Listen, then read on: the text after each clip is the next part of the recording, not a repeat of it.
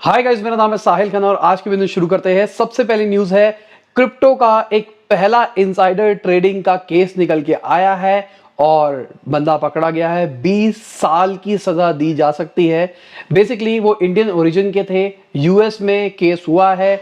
एक कंपनी के अंदर वो क्रिप्टो वाली काम करते थे और वो इनसाइडर बताते थे अपने दोस्तों को और अपने भाइयों को।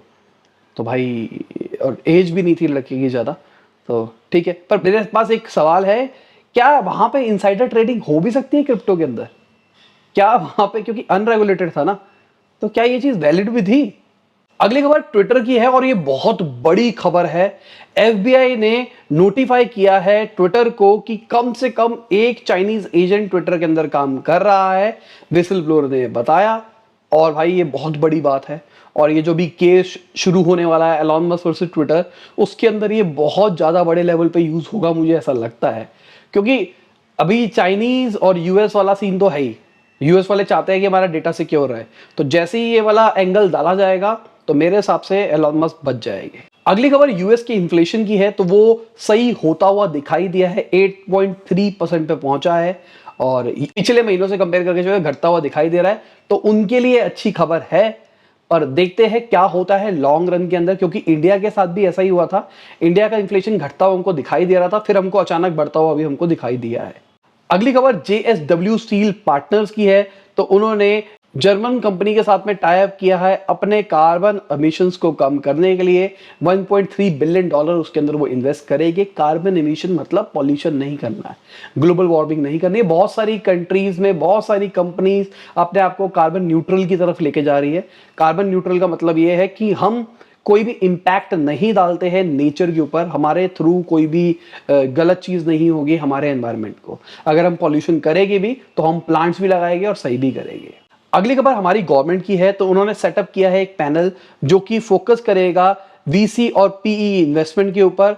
बेसिकली सजेशन मांगे गए हैं कैसे इंडियन इकोसिस्टम के अंदर प्राइवेट इक्विटी फर्म्स और वेंचर कैपिटलिस्ट के पैसों को बढ़ाया जा सकता है। अगर इकोसिस्टम बढ़ेगा तभी हम बहुत ज़्यादा लेवल पे ग्रो हो पाएंगे। क्योंकि देखो, सिंपल सी बात, यूएस आज इतना बड़ा इसलिए है क्योंकि उनके पास सारी टॉप की कंपनी है। अब कोई भी उठा लो, एप्पल, गूगल, जो भी उठा लो, सारी टॉप की कंपनियां वहीं की है। तो हमको भी ऐसे टेक के अंदर बहुत बड़ा प्लेयर बनना पड़ेगा। अगली खबर सेबी के चीफ की है। तो उन्होंने एक बहुत बड़ी बात बोली है। उन्होंने बोला है कि जो स्टार्टअप्स है वो किस प्राइस पे आईपीओ निकालती है वो हमारा काम नहीं है। तो बहुत टाइम से एलिगेशन लगाई जा रही थी जो इंडिया की स्टार्टअप्स है वो बहुत ही गंदे रेट के ऊपर अपना आईपीओ निकाल रही है, सेबी को कोई एक्शन लेना चाहिए। अब निकल के आ रहा है कि सेबी कुछ नहीं करेगा। क्लियर कट बोल दिया उन्होंने कि प्राइसिंग उनके हाथ में, हमारे हाथ में नहीं है। अगली खबर लिस्ट निकल के आई है कौन से इंडस्ट्रियल इन्वेस्टमेंट हुई है स्टेट वाइज। आंध्र प्रदेश सबसे ऊपर आया है और अगर हम आंध्र प्रदेश और ओडिशा को जोड़ देते हैं तो 45% जितनी भी इन्वेस्टमेंट है वो इन्हीं के थ्रू आई है। महाराष्ट्र थर्ड पोजीशन के अंदर है, गुजरात उनके बाद में आता है। बड़ी चीज है, ज्यादातर इन्वेस्टमेंट एक ही स्पेसिफिक जगहों के ऊपर जा रही है क्योंकि वहां पे इकोसिस्टम तैयार हो रहा है। वीडियो में आगे जाने से पहले प्लीज लाइक का बटन दबा दे, चैनल को कर दे सब्सक्राइब। मैं ऐसे ही बिजनेस न्यूज आपके लिए लाता रहता हूं। अगली खबर इंटरेस्ट रेट की है। तो इंटरेस्ट रेट, रेपो रेट जल्दी बढ़ सकते हैं। कहा जा रहा है 0.5% का इंक्रीमेंट आएगा और इसका रीजन ये कहा जा रहा है कि अभी इन्फ्लेशन बढ़ता हुआ दिखाई दी है तो बढ़ेगा। एनालिस्ट ऐसा कह रहे हैं, अब टाइम बताएगा क्या होगा क्या नहीं होगा। पर पर्सनली मुझे भी लगता है कि जल्दी बढ़ेगा और हम देख सकते हैं हमारा रेपो रेट 6% तक जाएगा दिसंबर तक, ऐसा मुझे लगता है। बाकी टाइम बताएगा। और जो चिदम्बरम जी है उन्होंने बोला था कुछ टाइम पहले ही कि हमारी फाइनेंशियल मिनिस्टर ने कह दिया है कि इन्फ्लेशन उनके लिए रेड साइन नहीं है। मतलब गवर्नमेंट का फोकस नहीं रहने वाला है इन्फ्लेशन को कम करने के लिए और गवर्नमेंट नहीं सोच रही है एक आम जनता के बारे में इन्फ्लेशन जो बढ़ रहा है। और ये बिल्कुल सही बात है। अगर इन्फ्लेशन बढ़ रहा है तो भाई उसको तो कंट्रोल करना चाहिए गवर्नमेंट को, ये एक हाई प्रायोरिटी होनी चाहिए। पर कहानी ये थी, फाइनेंशियल मिनिस्टर ने ये कहा था उस बात के अंदर कि इन्फ्लेशन जो हम सुन रहे हैं वो ओवरऑल इन्फ्लेशन है। हमारा इन्फ्लेशन जो बढ़ रहा है उसमें से एक बहुत बड़ा पार्ट है ऑयल के प्राइसेस, जो कि हमारे पे कंट्रोल पे नहीं है।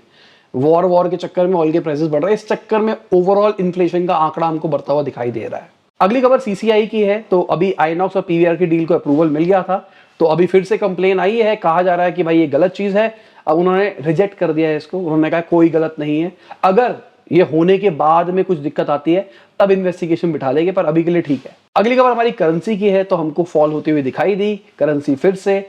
तकरीबन 80 रुपए के आसपास पहुंचता हुआ फिर से हमको दिखाई दे रहा है, और ऑयल के जो प्राइसेस बढ़ रहे हैं वही रीजन कहा जा रहा है इसके ऊपर।